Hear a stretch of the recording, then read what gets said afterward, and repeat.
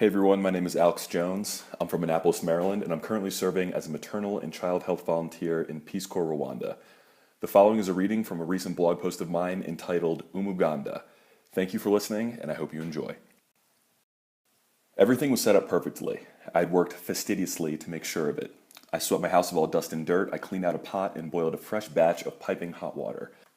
I'm a newly discovered and self-proclaimed tea guy, so I arranged my inventory in descending order. Fancy Earl Grey to kick off the morning, followed by some Chinese tea I got from a friend, and then countless cups of cheap Rwandan black tea, which most times doesn't taste like much more than a slightly tinted water cup.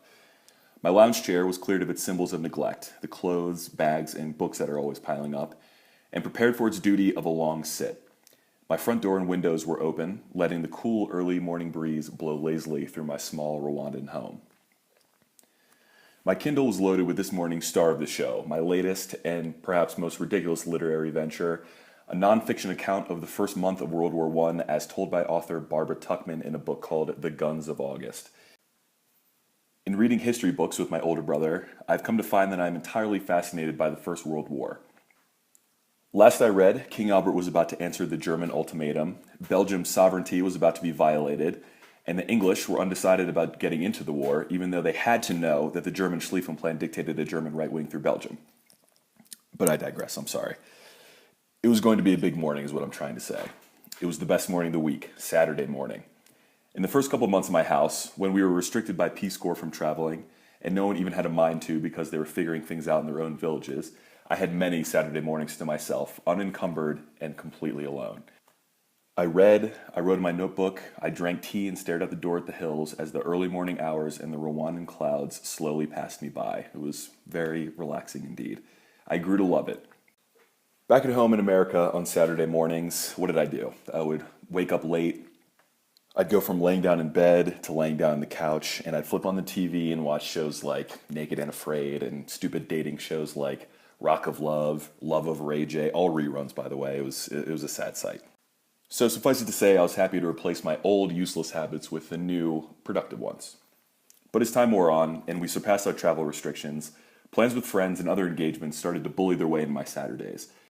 Before I knew it, I was behind my reading, I hadn't jotted down any silly ideas in my notebook, and I found myself longing to have that quiet magic back.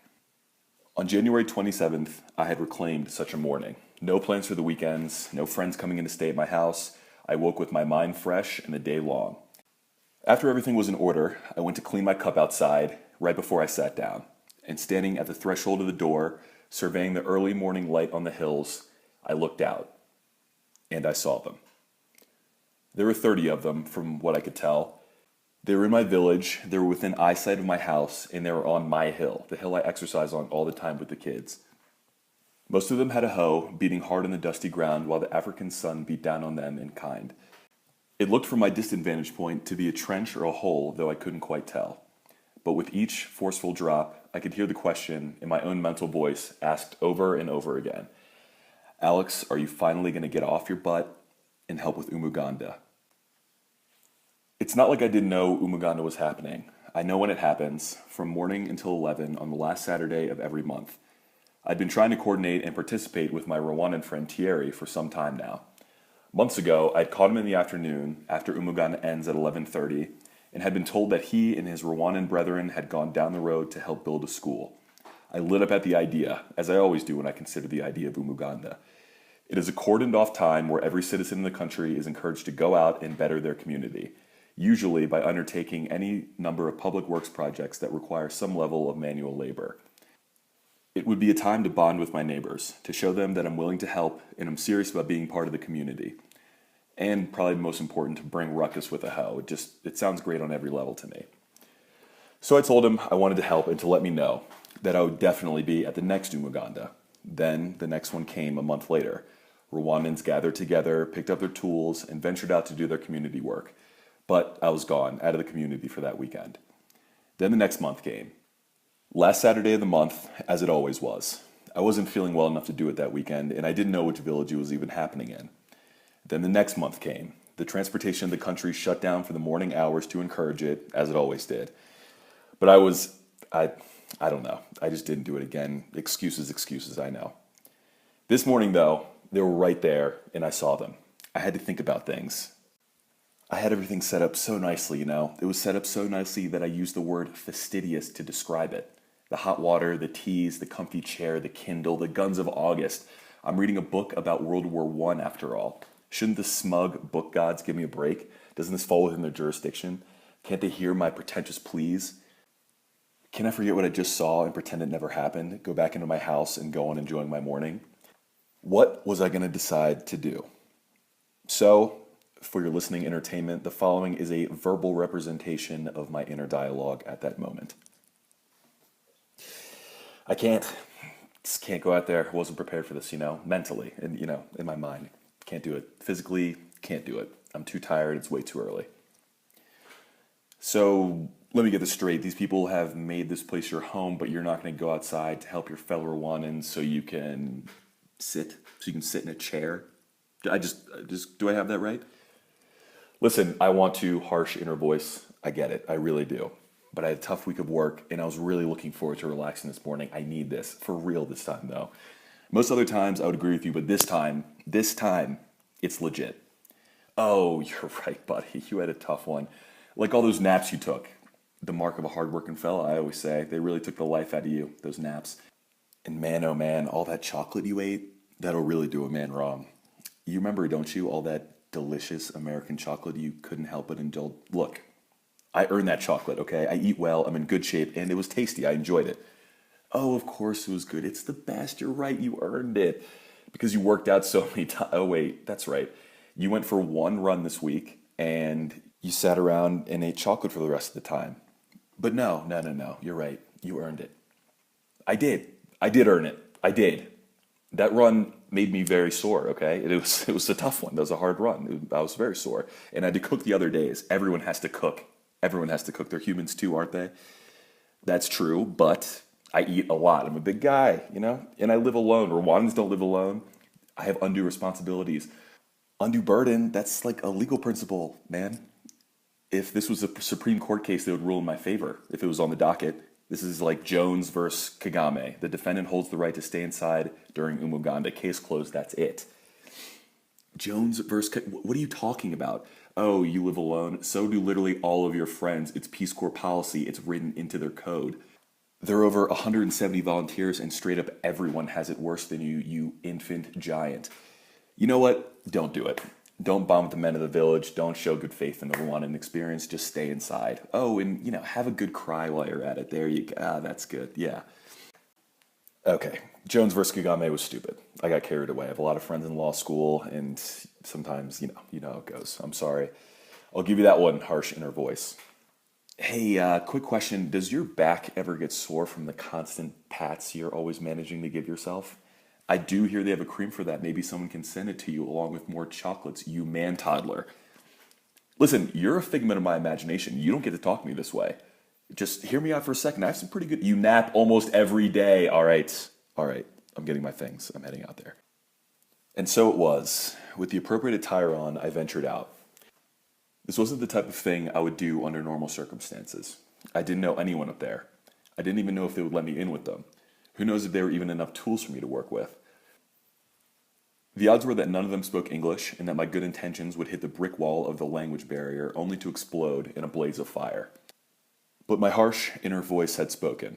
Once I saw them, I had to go. Spending the day knowing that I willingly did nothing faced with the prospect of bettering my own community was a price that I wasn't willing to pay. I always laugh to myself in these situations. While I tend to arrive at the right choice when it comes to decisions like these, it takes me a lot more time and mental calculus than I imagine it takes my friends who are better volunteers than I am. As I walked up the hill, I took stock of the situation. There were well over 30 guys. The distant view from my house robbed me of the perspective around the hill. Indeed, they were digging a trench for rainwater, and the trench led down to a big hole on the side of the road. I didn't quite understand what the purpose was, but it was safe to say that it was to be a reservoir for rain runoff. And as they dug, they removed the heavy, clay-filled clumps of grass and soil and used them to repair the deep grooves in the road worn by foot and motorcycle traffic. I questioned whether this method would work, but I was there to do some labor, not try my hand at civil engineering. It seemed as though they'd been doing this for a long time, so I kept my thoughts to myself. The walk went by quickly, up until they saw me. When the eyes fell on me, my legs grew heavy and time slowed down. The long, lonesome walk of the single foreigner, relatively nice clothes and Adidas sneakers on, all the way up the hill. For all they knew, I was coming to lodge a complaint and tell them to cease and desist. To have me show up unannounced and try and work the earth was probably the last thing they expected of me. I could hear the calls being made even before I made it to the first person. Mzungu, Mzungu, meaning the foreigners here. A lifetime spent with guys on teams had prepared me for this moment. When you're getting made fun of or when someone's calling you out, there are a few things you can do to combat it and only one thing you can't do. The best thing to do is to lean into it. Stand tall, acknowledge it, and just laugh at yourself. The only thing you can't do is show that it bothers you. So I took a deep breath, wore a smile, and every time someone called me a foreigner, I laughed, waved, and pointed to myself. Yeah, that's me, Mzungu. It's this guy I see. Having arrived at two guys with hoes and shovels standing in a hole, I made my intentions known to anyone who could hear me. My speech was subtle yet forceful. I imagined myself like a Cicero in the Roman Empire. I believe I struck all the right notes and walked the treacherous political tightropes. I spoke in Kinyarwanda. I want to help. Umuganda, yes, I am here to help. Is it possible? After that, I didn't know what else to do. I hadn't thought much past this point. I just straightened up and waited for a response. Whereas Rwandans meet most of my little speech proclamations with silence, this one inspired raucous laughter, a laugh that only a bunch of guys hanging out are able to produce. Immediately, I laughed with them. The whole thing was absurd. Less than a year ago, I sat in the stately halls of the Senate, clad in a suit and tie, meeting with health policy stakeholders, writing vote memos and press releases. Now I stood here, alone, in the middle of Africa, laying myself at the mercy of a bunch of village guys I didn't know, and all I genuinely wanted to do was to be granted the vaunted privilege of digging a crude hole in the ground. Life comes at you fast. So there's a flurry of Kinyarwanda, only some of which, of course, I can understand. Before I knew it, a couple guys were pointing to the hole, and one of the men in the hole gave me a slight nod, raised his eyebrows with a shrug, and lifted his shovel. The nonverbal message was clear. Hey, go for it if you want, pal. Before I knew it, I was 4 feet down, shoveling red dirt out of a big hole. I could feel many of the guys taking a break to watch their little sideshow entertainment for the day, with what sounded like live color commentary coming from their buddies. I imagined it kind of like a carnival main event with the guys with the pointy mustaches making the announcements for everyone, you know what I mean? He would be like, step right up here, step right up. We got a special treat today for you fellas. A Mzungu all the way from, you guessed it, America. The incredible, the stupendous, the fantastic digging foreigner, fellas. And yes, we are taking action. Can he last more than 3 minutes? Will he cry? That's the play, gentlemen. And if you ain't got the cash, then pick up your hoe and get back to the trenches. Oh, sorry about that. I perhaps have an overactive imagination, but I could catch a phrase here and there, and I was finding that, actually, everything turned out to be pretty positive. As I kept my head down and hauled the dirt up and out of the 4-foot hole, many of the guys seemed to be pleasantly surprised that afite imbaraga, which means he has strength. I heard some laughter and some repeating that, yes, he did want to do this. After I spoke some Kinyarwanda, shocked onlookers announced to the others that he knows Kinyarwanda. He knows it. Knows, of course, is a strong word. I can say, how are you? I obviously don't know the past participles of verbs, but I was happy to prove some people wrong. Time went on, and I did make it past 3 minutes, and no, I never cried. I tuned out the talking and kept to my task. I knew the situation was ridiculous, but I was there to help. How long can you laugh at a person who's helping you do manual labor? Over time, the sideshow ended, and I was able to work within the group. After the hole, I picked up a hoe and got to the trench. After the trench, I helped patch the road. I was laboring alongside my new neighbors in a true display of goodwill for the community. We were working hard, but we were also having a laugh every now and then. By the end, there was a trench, there was a hole, and the grooves had been filled with dirt, smoothing out the rocky road. The community came together and worked together to accomplish a common cause. This is Umuganda. When the work slowly came to a standstill and the clock fell past 11, the mood seemed to indicate that it was time to go home. And go home I did. I smiled to myself, thinking that for today, I was able to do the right thing and overcome the integrative odds. There's a constant tension in Peace Corps experience that I think every volunteer knows. We are of, but ultimately not really of, the communities we live in. We try to integrate as hard as we can, and in the good moments, we flash our language skills with a good conversation, or we successfully host a neighbor. But at other times, you can feel out of place, like a square peg trying to jam itself into a round hole. For someone like me, with a big appetite that requires constant cooking, writing projects to undertake, and graduate school studies to do, leaving the house to integrate can feel like a monumental task, made all the more difficult by a love of solitude. But leave the house I must. Connections aren't made by osmosis. You have to venture out and do things, even if it means leaving the comfort of your Saturday morning to talk to strangers and do laborious tasks. For this, I'm grateful for the unique Rwandan convention of civic volunteering. It is a well-laid pathway to the land of integration, and all I have to do is bring myself to walk down it. The day wore on, and indeed, I returned to my comforts. And when I rode into town to meet with friends, I recognized my driver. He had been there that morning, working alongside me with a hoe in the trench. His face was alight, and although I couldn't understand what he was excitedly saying, I could get the gist of it. He was thanking me for working for the community. I could feel his pride in his home and his gratitude. I smiled, nodded, said "Yego" several times, and when the ride was over, went about my way. Walking away from him and giving him a thumbs up, I thought to myself, I'll never miss another Umuganda.